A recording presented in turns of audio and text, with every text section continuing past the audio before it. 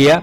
अब मेरे पास फिल्मी दुनिया बम्बई से आए हुए कवि भाई आस्करन अटल शेष हैं, और वो बहुत विशेष हैं क्योंकि फिल्म विवाह के संवाद और गीत लिखने वाले भाई आस्करन अटल यहाँ बैठे हुए हैं, जिन्होंने और बहुत फिल्मों के गीत लिखे हैं। उनका नाम है आस्करन अटल, लेकिन कोई उनको सही सही नहीं बोलता। कोई आशुकरण अटल बोलता है, कोई आशाकरण अटल बोलता है। दरअसल उनका नाम है आशकरण अटल। आशा भोसले वाला आस, कुंभकर्ण वाला करण, और अटल बिहारी वाजपेयी वाला अटल। ये मुंबई से आए हैं, आप इन्हें देखें भी, सुने भी। जोरदार ताली बजाएं भाई आस्करन अटल।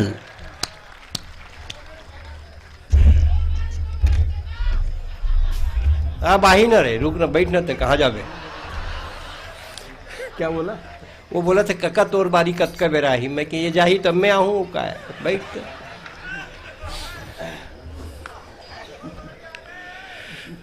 आप सबको प्रणाम करता हूं, मेरे प्रणाम स्वीकार कीजिए। प्रणाम इसलिए भी कर रहा हूं क्योंकि आज के जमाने में भाई भाई की नहीं सुनता, बाप बेटे की नहीं सुनता। ऐसे में आप इतनी देर तक बैठकर हमारी कविताएं सुन रहे हैं तो आप वाकई प्रणाम के योग्य हैं।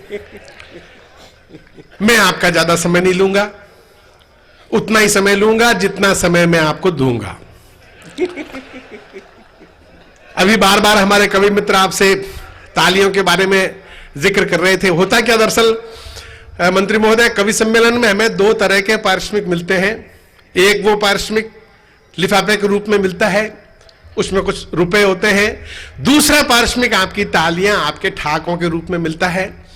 लिफाफे वाला पारिश्रमिक है वो तो एक दिन खर्च हो जाता है, लेकिन आपकी तालियां, आपके ठहाके जिंदगी भर हमारे साथ में चलते हैं। क्या बात है। और वही हमसे नई कविताएं लिखवाते हैं। इसलिए जहां जहां बात अच्छी लगे वहां पे मेरा पारिश्रमिक उधार न रखें। और निवेदन करना चाहता हूं कि बाकी सभी लोग तो कह देते थे कि ताली बजाएं, लेकिन मैं जरा संकोची किस्म का आदमी हूं, मैं आपसे कह नहीं पाऊंगा। जहां ठीक लगे वहां पे मेरे साथ वैसा कर लें।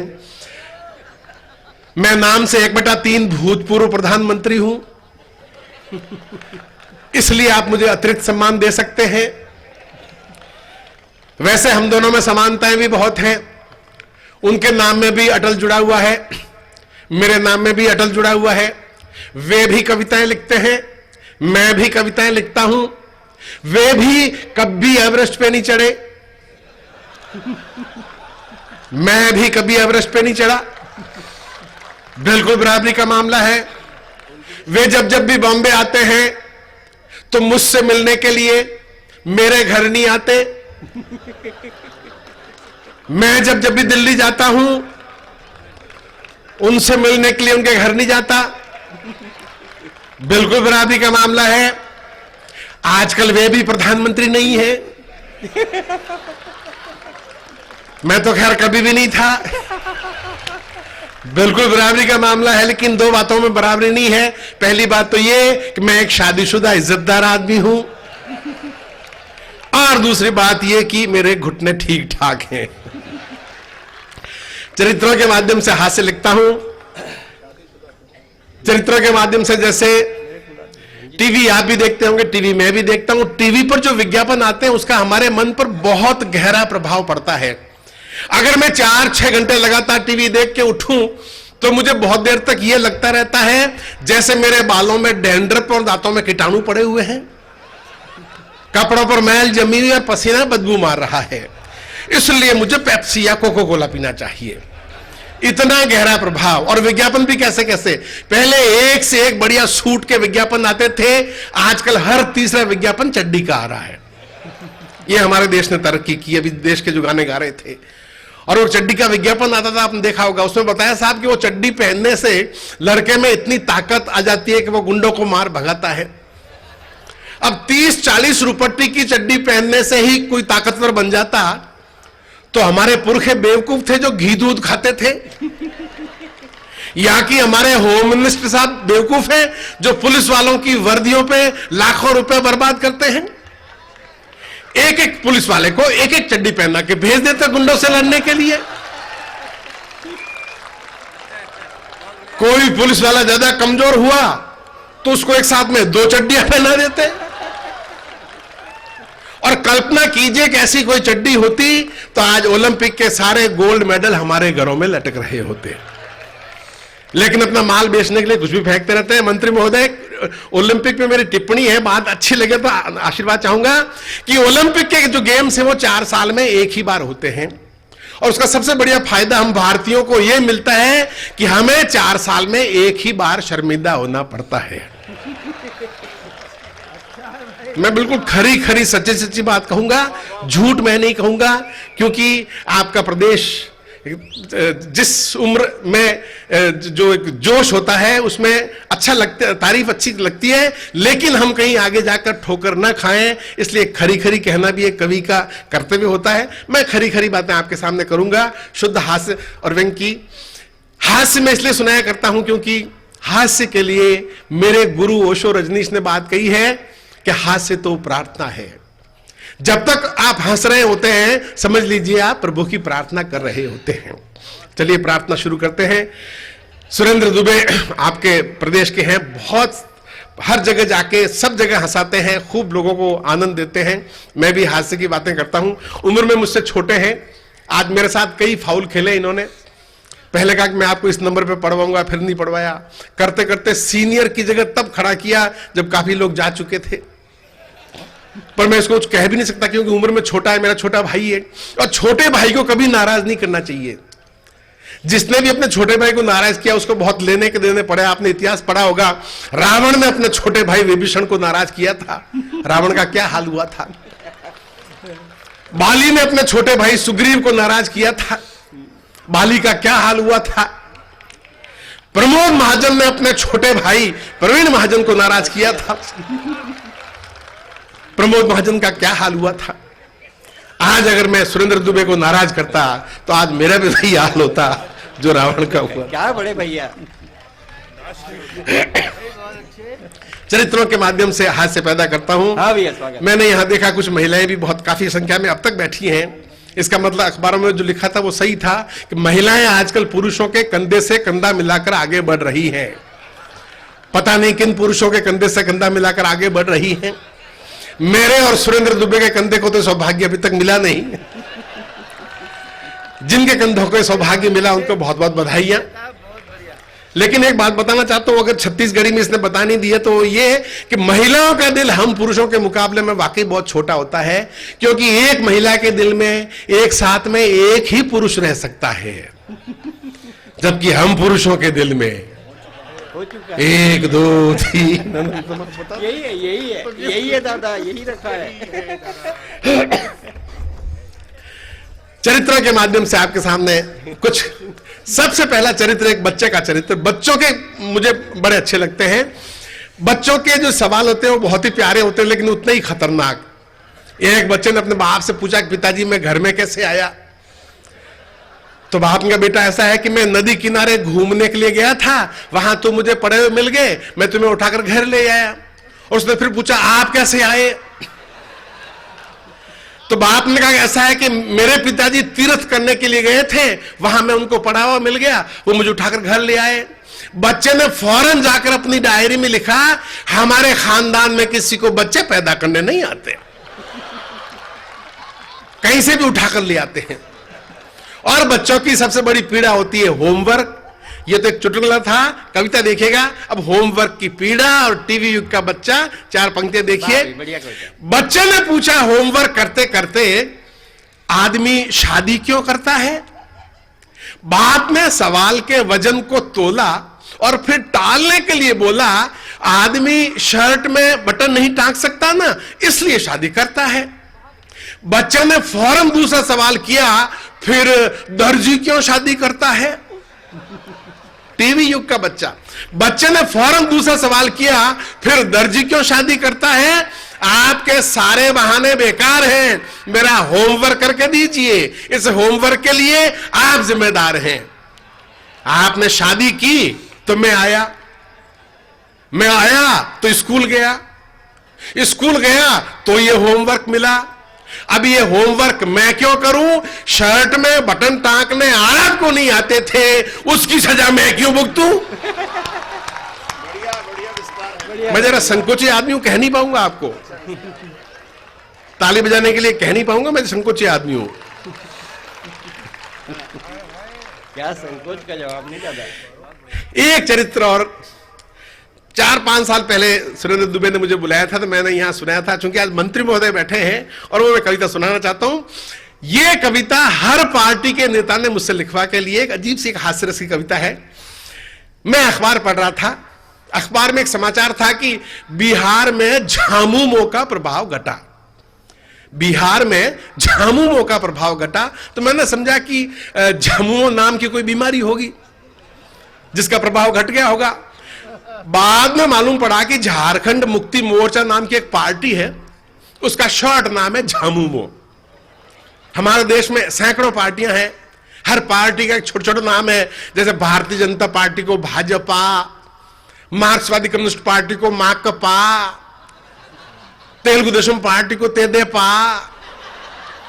इन नामों को एक साथ में पढ़ ले तो पता ही नहीं चलेगा कि ये पार्टियां हैं, बीमारियां हैं कि गालियां हैं।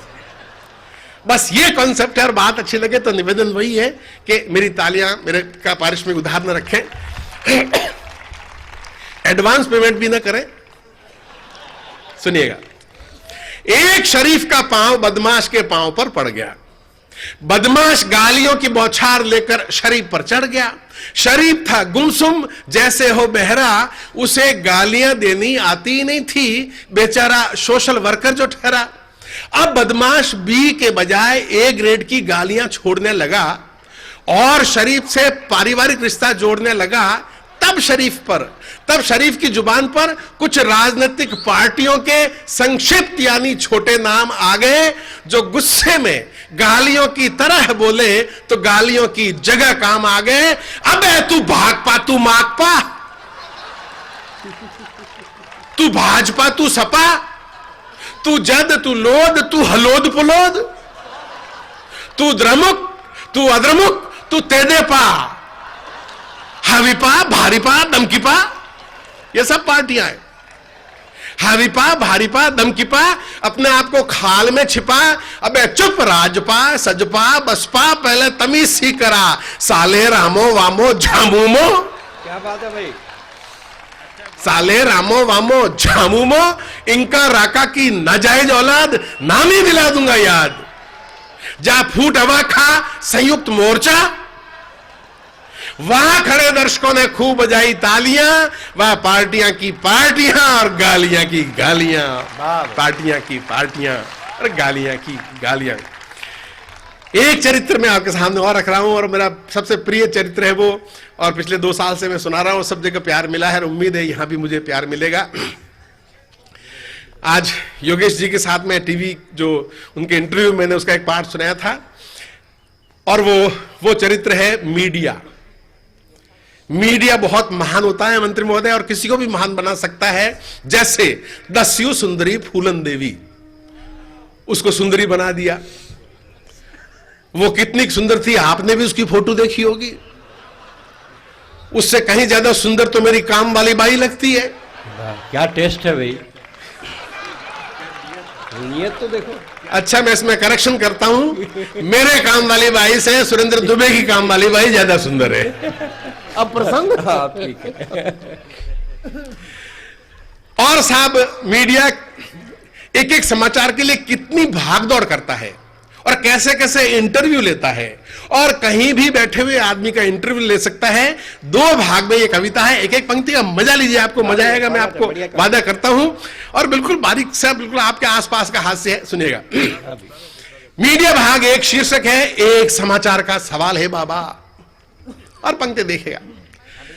एक बीमार नेता ने लंदन में अंतिम सांस ली। उधर यमदूत नेता को लेकर नरक पहुंचे भी नहीं, उससे पहले चैनल का रिपोर्टर लंदन पहुंच गया अपनी टीम लेकर, और नेताजी के बेटे का इंटरव्यू लिया। आपको कैसा लग रहा है? गरीब का बाप मर गया, उससे पूछ रहा है आपको कैसा लग रहा है? जी मैं कुछ समझा नहीं, क्या कैसा लग रहा है? आपके पिताजी के मरने की खबर सुनकर आपको कैसा लग रहा है? जी बहुत बुरा लग रहा है। अच्छा, अंतिम सांस लेने से पहले उन्होंने किसी दर्द या तकलीफ की शिकायत की थी? जी नहीं, डायरेक्ट अंतिम सांस ली थी। अब ये भी इंटरव्यू देने पे उतरा रहा है, एक एक पंक्ति का मजा लीजिएगा। जी नहीं, डायरेक्ट अंतिम सांस ली थी। क्या इससे पहले भी कभी उन्होंने अंतिम सांस ली थी? मैं जरा संकोची आदमी हूं, कह नहीं पाऊंगा। क्या इससे पहले भी कभी उन्होंने अंतिम सांस ली थी? जी, कोशिश तो की थी, लेकिन डॉक्टरों ने लेने नहीं दी। अच्छा, वे लंदन क्यों आए थे? जी, अंतिम सांस लेने के लिए आए थे। वे ये अंतिम सांस भारत में भी ले सकते थे, इसके लिए इतना दूर क्यों आए? जी, राष्ट्र हित में आए। हमारे देश का नेता जो भी काम करता है राष्ट्र हित में आए। अच्छा, अंतिम सांस लेने के बाद क्या हुआ? जी, अंतिम सांस लेने के बाद वे मर गए। क्या उनको पता था कि अंतिम सांस लेने के बाद वे मर जाएंगे? जी, पता था। जब उनको पता था कि अंतिम सांस लेने के बाद वे मर जाएंगे, फिर उन्होंने अंतिम सांस क्यों ली? जी, राष्ट्र हित में ली। और अंतिम सवाल पे आपकी तालियां चाहूंगा, फिर उन्होंने अंतिम सांस क्यों ली? जी, राष्ट्र हित में ली। क्या इस परंपरा को आगे बढ़ाया जाना चाहिए? बाकी नेताओं को भी राष्ट्र हित में मरने के लिए आगे आना चाहिए। बाकी नेताओं को भी राष्ट्र हित में। मीडिया भाग दो, इसका शीर्षक है हाईवे के हमदम। हाईवे के हमदम क्या होता है आप समझ जाएंगे। काफी साल पहले की बात है, मैं और सुरेंद्र दुबे, हमने दोनों ने सुबह सुबह बाई रोड बाई कार हमने बॉम्बे में प्रवेश किया। तो सुरेंद्र दुबे ने देखा कि सड़क के दोनों तरफ कुछ लोग विशेष मुद्रा में लोटा डिब्बा लिए हुए बैठे हुए हैं। तो सुरेंद्र दुबे ने मुझसे पूछा कि अटल ये कौन लोग हैं? अब मेरे बॉम्बे की इज्जत का सवाल था। तो मैंने कहा, सुरेंद्र दुबे, तुम पहली बार बॉम्बे आए हो ना, तुम्हारे स्वागत में बैठे हुए हैं। और मैं क्या कहता? दुबे बोला, लौट के मेरे शहर आना, इससे दुगना स्वागत नहीं करवाया तो मेरा नाम सुरेंद्र दुबे नहीं है। ये हमारे हिंदुस्तान के हर शहर की स्थिति है, जैसे भी है। मैं अपने देश से नफरत नहीं करता, लेकिन मेरे देश की ये बीमारी मिटे, इसके लिए हास्य के माध्यम से, यूनिसेफ को समर्पित करते हुए मीडिया के माध्यम से मैंने एक रचना लिखी है। और चूंकि सरस्वती के मंच पे खड़ा हूं, लेकिन इतने विषय जैसे भी लिया हो, लेकिन जिस शालीनता से मैंने इसका निर्वाह किया है, उसके लिए अलग से मैं तालियां चाहूंगा आपके लिए। लेकिन पहले एक एक पंक्ति का मजा लीजिए। कहीं भी ऐसी पंक्ति नहीं है जहां पे आपको ऐसा लगे कि मैंने क्या कह दिया। शुद्ध ठहाकों वाली कविता है। हां, इस बात के लिए मैं आपसे क्षमा चाहूंगा कि इसमें ठहाके कुछ ज्यादा हो गए हैं। क्या करूं मैं, ज्यादा हो गए तो क्या कर सकता हूं। हाईवे के हमदम, एक एक पंक्ति पे जहां खुल के बात अच्छी लगे ठहाके लगाइएगा। हाईवे के हमदम। शहर के बीच हाईवे का सीन था। सीन प्रातःकालीन था। रिपोर्टर मुस्कुराया और गर्व से बताया, यह है एशिया का सबसे बड़ा ओपन एयर शौचालय और मैं हूं अजय। आप देख रहे हैं हमारा विशेष कार्यक्रम हाईवे के हमदम। लोग आ रहे हैं, जा रहे हैं और वापस जा रहे हैं। हिंदू मुस्लिम सिख ईसाई, वैसे तो हर जगह लड़ाई, हाईवे पर भाई भाई। आपने कभी लड़ते हुए देखा वहां किसी को? हिंदू मुस्लिम सिख ईसाई, वैसे तो हर जगह लड़ाई, हाईवे पर भाई भाई। इसके बाद में रिपोर्टर ने अपना रुख दूसरी तरफ किया और एक हाईवे के हमदम का इंटरव्यू लिया। मैंने जैसा कि निवेदन किया था, कहीं भी बैठे हुए आदमी के इंटरव्यू ले सकते हैं। योगेश जी का सुन रहे हैं आप? इसके बाद रिपोर्टर ने अपना रुख दूसरी तरफ किया और एक हाईवे के हमदम का इंटरव्यू लिया। आप यहां क्या कर रहे हैं? शुद्ध ठहाकों वाली रचना है, आपको मजा आएगा। आप यहां क्या कर रहे हैं? जी मैं यहां क्या कर रहा हूं, ये तो आप देख ही रहे हैं। आप यहां क्या कर रहे हैं? जी मैं यहां क्या कर रहा हूं, ये तो आप देख ही रहे हैं, लेकिन आप यहां क्या कर रहे हैं? लेकिन आप यहां क्या कर रहे हैं? रिपोर्टर बोला, हम लाइव टेलीकास्ट कर रहे हैं हमारा विशेष कार्यक्रम हाईवे के हमदम। इसमें आपका स्वागत है। हमदम बोला, हम तो यहां रोज आते हैं, आज आपका स्वागत है। हमदम बोला, हम तो यहां रोज आते हैं, आज आपका स्वागत है, लेकिन ये तो कहो, आज फैशन शो की जगह हमारा शो। मजे से फिल्माओ, बढ़िया लोकेशन है, हम धरती पुत्र, और ये धरती पुत्रों का प्रातःकालीन खुला अधिवेशन है। रिपोर्टर ने पूछा, और पंक्तियों का मजा लीजिएगा। रिपोर्टर ने पूछा, क्या आपको नहीं लगता कि आप सरकारी नियम का उल्लंघन कर रहे हैं? जी हम तो कुदरत के नियम का पालन कर रहे हैं। मैं जरा संकोची आदमी हूं, कह नहीं पाऊंगा आपको। संकोच का जवाब नहीं भाई। क्या आपको नहीं लगता कि आप सरकारी नियम का उल्लंघन कर रहे हैं? जी हम तो कुदरत के नियम का पालन कर रहे हैं। अब कुदरत के नियम का पालन करने से सरकारी नियम टूटते हैं तो हम क्या कर सकते हैं? रिपोर्टर ने इंटरव्यू आगे बढ़ाया। पंक्ति देखिए, रिपोर्टर ने इंटरव्यू आगे बढ़ाया।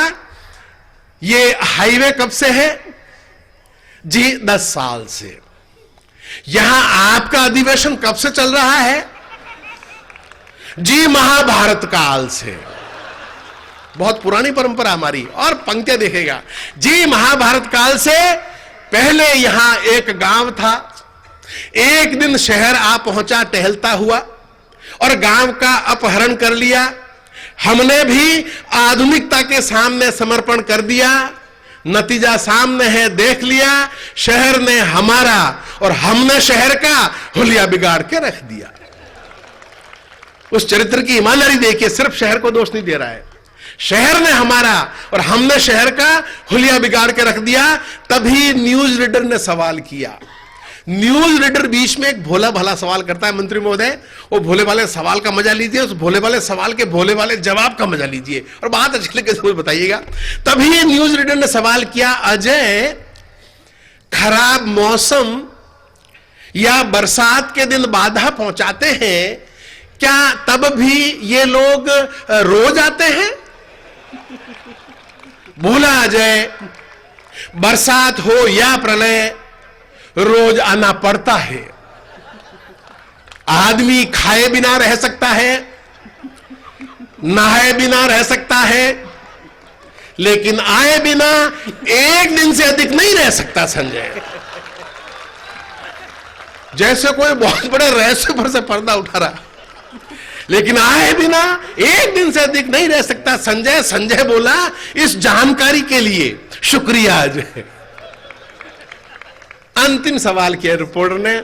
अंतिम सवाल में मंत्री महोदय और आप यहां पे विराजे हुए सभी श्रोताओं का ध्यान चाहूंगा कि अंतिम पंक्ति में, अंतिम सवाल में शहर और गांव के बीच जो एक हल्का सा भेद है, मैंने उसको अंडरलाइन किया है, उसको मैंने रेखांकित किया है। सुनिएगा, अंतिम सवाल क्या रिपोर्टर ने, क्या कारण है कि शहर में आप न शर्माते हैं न लजाते हैं, इस तरह खुले में बैठ जाते हैं, जबकि गांव में आज भी लोक लाज निभाते हैं?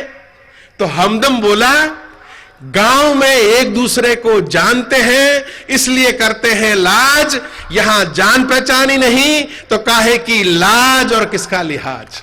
वाह भाई, बढ़िया बात है जी।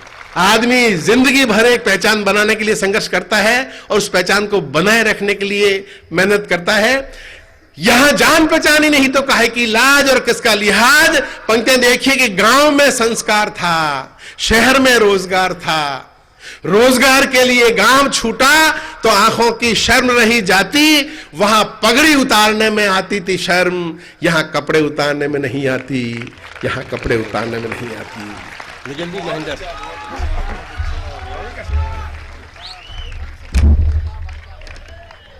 जरा ये संकोच छोड़ के इस कालजयी रचना के लिए एक बार जोरदार तालियां बजा दीजिए।